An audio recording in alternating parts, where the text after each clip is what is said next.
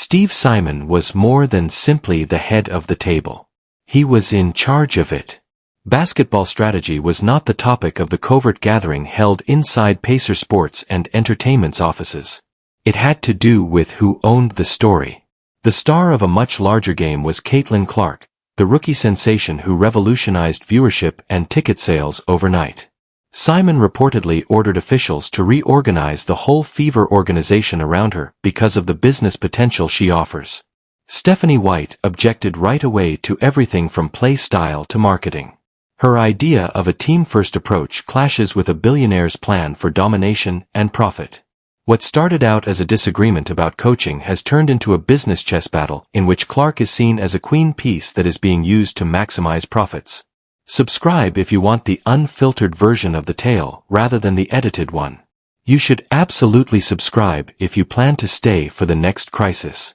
The identity of the Fever is now determined in the boardroom rather than on the court.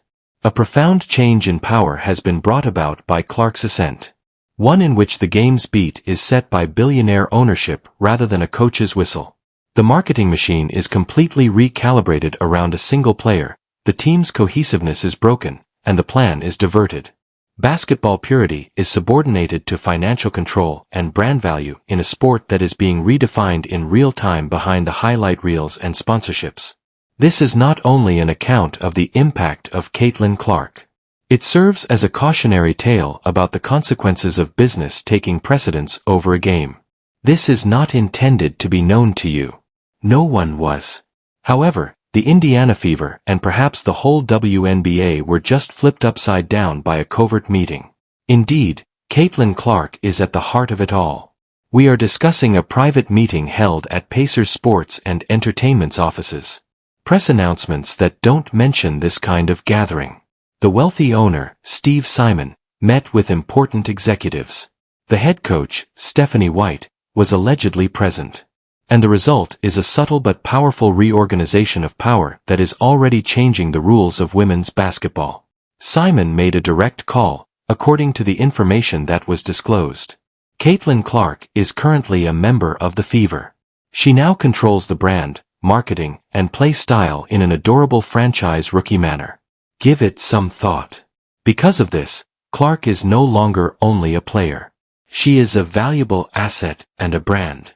Simon is fully committed to that investment. Whatever plans the coaching staff had for fostering chemistry or team development rotations, unimportant. There has already been significant conflict behind the scenes as a result of Clark's secret command to prioritize his economic potential. Coach Stephanie White reportedly took it seriously. She is a leader who prioritizes the system. Prioritize long-term development, team cohesiveness, and balance above feeding into a media-obsessed circus star. However, that structure is now being stealthily undermined since basketball begins to resemble a business strategy when billionaires start pressing buttons. And that's precisely what's taking place. Fever fans have seen the changes since that encounter. Unmistakable yet subtle. The way the squad plays is changing. More Clark-centric all of a sudden. Caitlin is the focus of all marketing efforts. Sponsorship agreements that just highlight her. Social media posts that seldom mention the other members of the team. There will be no rebuilding of the Indiana Fever. They will now be known as Caitlin Clark Incorporated. This isn't really about basketball anymore, let's face it. It has to do with who controls the narrative, power, and profit. The squad is now being reorganized around Caitlin Clark, the rookie who has evolved into Caitlin Clark, the product. According to sources, hiring assistant coaches is predicated on agreement with the new Clark first vision rather than fit. Veteran players are subtly mentioned in trade talks because they don't match the direction rather than because of on-court problems. Translation: they disagree with the new hierarchy. This is when things start to change significantly. This is more than a localized Fever problem. The league as a whole is affected by this kind of internal revolution. Because a possible paradigm change is what we are seeing. One in which a completely different system basis replaces the previous model of the coach-led team-first system. Anything centered on media supremacy, individual branding, and celebrity power. Imagine Michael Jordan changing the NBA. Imagine Serena Williams becoming a worldwide celebrity in tennis. Caitlin Clark, who hasn't yet completed her freshman season, is now being cast in the same role. To be clear, however, this isn't organic. Executives and billionaires, who see Clark not just as a player but also as an engine for ratings, merchandise, significance, and outcomes that are already apparent as Clark's minutes decline, plan, coordinate, and drive this. Do ticket sales decline when she doesn't start, and do jersey purchases decrease when she isn't featured in the media? Flatlines in engagement. In essence, the Fever has developed into a single-player financial environment. Steve Simon is aware of this. He is now supporting the star with structure. There was more to that covert meeting than merely basketball operations. It has to do with safeguarding something. Executives took one message with them as they exited the meeting. Get out of Clark's path or build around him. According to reports, Coach White retaliated. She promoted a structure that gave all participants more influence. However, that system is irrelevant in this new order. The numbers speak louder. Thus, a new identity is being created for the squad. Now, Clark is the only person featured in marketing promotions. She is the only one who can get sponsorships. Her appearances in the media are meticulously planned to improve her reputation. To support a single plot, the whole brand is being changed. Clark is the future, and the conventional paradigm gets more and farther out of focus with each step. This extends beyond a single team since, should the idea succeed, we intend to maximize earnings while maintaining competitiveness. There will be more franchisees. The WNBA has never been able to gain popularity. However, a blueprint is now available. Concentrate on a single hyper-marketable celebrity. Disregard the conventional team model. Promote the story. Promote drama. Promote your image. And you should reconsider if you believe that this is only a marketing ploy. Front offices throughout the league are reportedly keeping a close eye on things. Clark's success is already being used by player representatives to renegotiate media contracts and branding rights. According to reports, league governors are arguing about the appropriate level of authority for individual players. It's not a trend. It's a takeover. The Fever's internal stress is just getting started. Because what we're really seeing is the emergence of a new economic model if Clark's power keeps expanding and the Simon family keeps doubling down. One in which players become equity, billionaires make the decisions behind the scenes, and the league itself is constructed around stars rather than teams. To be honest, it's already working. Clark's influence extends far beyond Indiana. She's affecting national media cycles, increasing all ratings, and creating sponsorship possibilities that didn't even exist a year ago. She has emerged as the WNBA's key player. However, there is a repercussion from that ascent. The cohesiveness of the team has suffered. According to reports, a number of players have been irritated by Clark's continual attention. Communications inside the company have evolved. Discussions on branding have replaced strategy meetings. A locker room that, regardless of how it is presented, is more broken than fans think. Everyone else becomes a supporting character when one player turns into a player. Stephanie White has struggled to strike a balance between corporate pressure and competitive integrity. However, sources claim that she is losing control over the team's course every day. Furthermore, her job may not be stable for very long if the reports are accurate. Because the coach is no longer a power center under this new arrangement. The executives are only ensuring that the lights continue to shine. The league's own message is changing. 2. The WNBA's social media is dominated by Clark. National broadcasts customize their highlight packages and visuals for her. Her story is extensively relied upon by commentators. All of it is a part of the same ecosystem. Create the illusion, feed the machine, and profit from it. What comes next, then? If Clark's power keeps expanding, there will be more executive reorganizations, exchanges, and moves. And it will, let's face it. Next, we're considering a formal restructure. The sort of redesign of the front office that represents a complete change in the allocation of authority. And it is important because this model becomes a model if it is successful. It's likely that the next rookie sensation will have comparable power. It is anticipated that future coaches would adjust to the brand-first framework. It's possible that the WNBA as we know it will undergo a total makeover. Caitlin Clark isn't only having fun. The rulebook is being shaped by her. And there was quiet at the beginning of this whole action. Nobody was meant to be aware of the covert gathering, where millionaires prioritized business before basketball, where systems were defeated by marketing, and when a single individual became the focal point of a whole team. Clark is not as huge as this. It concerns who will control women's basketball in the future. The billionaires, the players, the coaches, or the narrative itself. You inform us. Are we seeing the start of the league's corporate takeover or the necessary evolution? Leave a comment with your ideas. If you're as shaken as we are, please like the video. If you want to be informed on how far this rabbit hole goes, don't forget to subscribe. We've merely seen the first move if this encounter was genuine, as all indications suggest. This is the point at when things start to take a drastic turn. Because Caitlin Clark wasn't meant to have this opportunity. Not quite yet.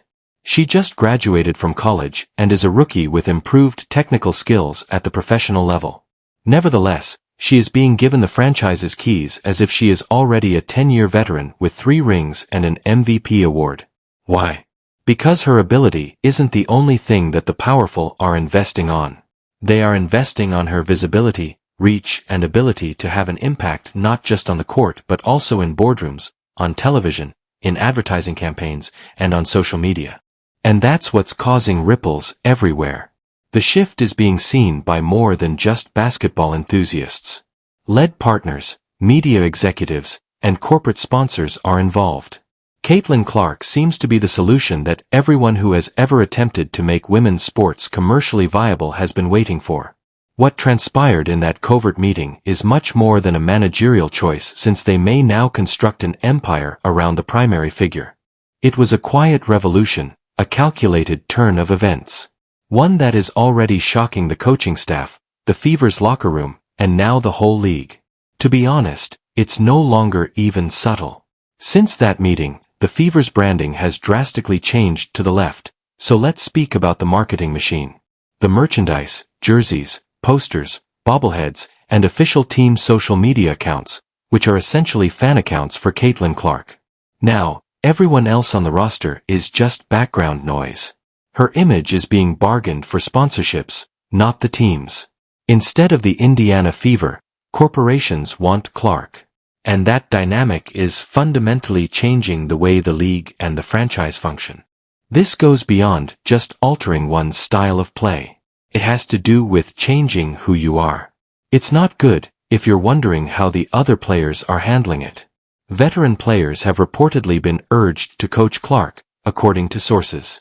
However, there is conflict behind closed doors as they are aware of what is taking place. They see the partiality of the media. They learn that veterans are being exchanged. They know precisely what it means to not be a part of the future, therefore it's not for performance. Instead of being assembled, the team is being assembled around a single individual. And the games are being affected by that tension. It's not the right chemistry. The rotations are uncomfortable. Every time Clark takes the court, there's an underlying burden since the stakes are now more than simply victories or defeats. They are concerned with appearances, safeguarding a valuable asset, and ensuring that the million-dollar engine continues to run regardless of what is occurring on the scoreboard. And Steve Simon wanted just that. Because this is a plan, not simply a wealthy flex. He is changing the way power functions in professional sports by utilizing his empire, influence, and reach. From above, not from the court. This has already occurred in men's leagues. It's starting to happen often. Stars who manage their own stories, make their own decisions, and have an impact on hiring and firing decisions. However, this is unprecedented in the WNBA. And Caitlin Clark enters in as if it were designed for her. She's not seeking attention. She is becoming the center of attention. And the league is waiting to see how far this can go. Because one team is not the only one with this degree of impact. It affects discussions at the league level. Choices on broadcasting, branding, and media contracts. There are already indications of this. The coverage of Clark-heavy games is being prioritized by national broadcasts. A single Clark highlight is taken over by talk show pieces that go full ESPN first. TV partners want a prominent position. Additionally, they are achieving their goals. Power is that. Furthermore, statistics are not the source of it. It originates from marketability, buzz, and exposure. And see, Clark is not to blame for any of this. This was not anything she planned. All she's doing is showing up for work. However, the infrastructure that is being constructed around her is intended to make her a walking, talking, money-printing brand. Stephanie White is allegedly enraged because of this. She didn't agree to be a media brand coach. She agreed to be a team coach. However, ownership, executives, and the billionaires who control the company's finances are now subtly undermining her plan, rotations, and culture building. She's not by herself, either. Whispers of pushback are heard. That the speed and difficulty of this transformation are unsettling to some in the league office. They are concerned about the implications on the balance of competition. That the fever is turning into a test case for a model that has the potential to engulf the whole league. However, if you begin marketing the narrative of a one-woman franchise, a celebrity, or a savior, it may be too late to turn back. We're going to concentrate on team defense this week, so you really can't tell your sponsors. It doesn't sell. Trends don't do that. Which trends? Clark Buzzer Beers. Clark Sites. Highlight reels using the Clark brand. That's the current product. Not systems, not basketball, nor even victory. And there is a price for this change. Because what happens when individual presence becomes more important than team success? What happens if players are chosen based on how well they fit a brand rather than their skill? What happens when the drive to preserve one person's reputation dilutes the sport itself? There are already indications. Veteran voices in Clark's arc are being phased out, procedures are being streamlined, and roles are being rewritten, not for balance, but for aesthetic reasons, through internal movements, swaps, and assistant hiring. And for that reason, the league is keeping a close eye on everything. Because winning games isn't the only thing at stake. It concerns whether this strategy is effective, if star power economics can take the place of conventional team construction, and whether focusing on a single giant brand can allow the WNBA to finally gain traction. But at what price? Because, without a doubt, the balance of power has changed. The proprietors have made their decision. The league is aligning itself. The machine is now running. And whether she likes it or not, Clark is now the spokesperson for a movement that has the potential to completely alter the regulations governing participation in women's sports. This goes beyond endorsements. Larger than the time spent playing. It has to do with who owns the story. Additionally, coaches are no longer in control of the Clark story. Corporate partners, media executives, and billionaires control it. This implies that there is more than one actor in the narrative we are seeing. It's about what happens when economic interests take precedence over basketball concerns, when hype turns into policy, and when those in positions of power begin to determine the game's destiny. Thus, it is true that the covert meeting took place. There is a change in power. The rest of the league has to prepare because the fallout has already started. Because the old WNBA will go and be replaced by something completely new if this succeeds and Caitlin Clark becomes a role model for future stars. Let's not act as if the other players in the league are unaware of this change. Tension is rising across the WNBA, not just in the locker room of the Indiana Fever. Because Caitlin Clark's predicament is being watched by every player, coach, and general manager as a real-life example of the power that one athlete may have when corporate authority determines that she is a golden goose. Additionally, the message it conveys is quite obvious. You don't simply play in this league if you make headlines, sell merchandise, and make the executives in suits care. You mold it. It is overridden by you. It's yours. It's novel. The WNBA was not constructed that way. This league takes great pleasure in its togetherness, collaboration, and collective voice. Although the stars have always been significant, the team, everyone working hard, and everyone being equal in the hustle were the foundation of the culture. However, it is now cracking, and it is cracking quickly.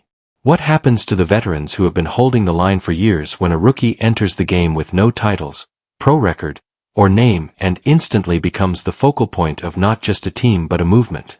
After 10 years of hard work, poor travel, and little media exposure, what happens to players who are suddenly informed that, unless they are a brand, they are essentially a supporting character in someone else's narrative?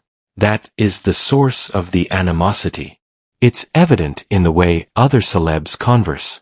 The disparaging remarks, the passive-aggressive messages, and the abrupt chill in interviews when Clark's name is brought up. It's not about despising her. The system is now bending to accommodate her, leaving everyone else to adjust or move aside. Additionally, when players begin to feel like props in a one-woman show, locker rooms break down, teams lose confidence, coaching becomes political, and all of a sudden basketball is no longer a topic of conversation. You're controlling your image, exposure, and ego. And that's where Stephanie White is trapped. She is attempting to maintain order in the locker room while managing a basketball team in a building that is being discreetly renovated to resemble a public relations business. Without a doubt, her authority is eroding. Because everyone else understands, complies, or is removed when ownership makes it apparent that one participant is given precedence. The coaching staff is already changing. There are rumors that more media-savvy new aides are being hired. Translation: those who recognize the value of safeguarding the Clark brand and business. Don't be shocked.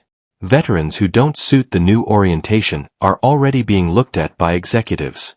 And by new direction, we mean a squad that is dominated by a single individual in every camera angle and on the floor. It's more than a basketball tactic. It's a strategy for content. You can't help but wonder where this is going. Let's assume the Fever develop into a Clark-focused powerhouse. They shatter TV records, sell out venues, and post a ton of clips online. Fantastic. What about the remainder of the league, though? When every team seems like a Clark show side act, what happens? That isn't satire. Growth isn't that. That is power consolidation. You're not creating a sports league if the league begins to follow that model more and more, giving preference to celebrities who can go viral over systems that win games. You're creating a basketball-themed celebrity pipeline. The slippery slope is that. Because Caitlin Clark is really gifted. She is worthy of the attention. However, there is more to the infrastructure being constructed around her than meets the eye. It's reorganizing the league's whole environment. The real risk is that this may work. The cash might come pouring in. There might be a surge in viewership. The league may at last turn a profit in ways it hasn't in the past. But at what price? Because the moment you demonstrate that star power is paramount, you run the danger of destroying the same culture that has let the WNBA endure decades of neglect. Evolution is not what this is. It's a change. Furthermore, not everyone will make it through it. We are now enmeshed in a power struggle that goes beyond basketball, where one rookie becomes the center of attention while billionaires make hushed calls behind closed doors in the boardroom. In her image, the team reconstructed. The brand was maximized while the coach was devalued. The future is unwritten but unquestionably profitable. We are seeing a league that is about to completely change. One in which owners, executives, and marketing strategists, who see cash signs every time Caitlin Clark takes the court, are rewriting the script instead of coaches or even players. And you have to ask yourself, who really wins when the game turns into a business model? Please share your thoughts regarding Indiana's power shift in the comments section. Is this the beginning of a new era, or is women's basketball being taken over by corporations? If you're watching the story develop, don't forget to press the subscribe button and like the video because the drama is just getting started.